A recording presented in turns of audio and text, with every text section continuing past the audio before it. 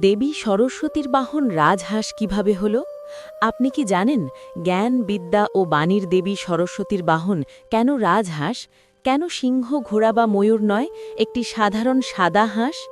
পুরাণ বলে রাজহাঁস কোনো সাধারণ পাখি নয়, এর সবচেয়ে বড় গুণ হল বিবেক। শাস্ত্রে বলা হয়েছে রাজহাঁসের আছে ক্ষীর নির্বিবেক। দুধ আর জল একসাথে থাকলেও সে শুধু দুধটুকু গ্রহণ করে, জল ফেলে দেয়।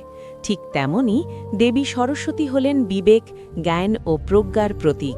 তিনি মানুষকে শেখান ভাল আর মন্দের পার্থক্য করতে, সত্য আর অসত্য চিনতে, অপ্রয়োজনীয় ত্যাগ করে মূল জ্ঞানকে গ্রহণ করতে।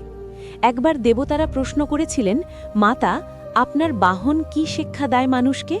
দেবী বলেছিলেন, যে ব্যক্তি রাজহাঁসের মতো বিবেকবান হবে সে জ্ঞানের প্রকৃত অধিকারী হবে। আরও একটি গভীর অর্থ আছে। রাজহাঁস জলে ভাসে, কিন্তু জল তাকে ভিজিয়ে রাখতে পারে না।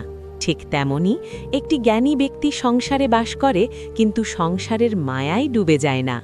এই কারণেই দেবী সরস্বতীর বাহন হল রাজহাঁস। কারণ জ্ঞান শুধু বইয়ে নয়, জ্ঞান হল বিবেক, বৈরাগ্য আর সত্যের পথ, আর রাজহাঁস সেই পথের প্রতীক।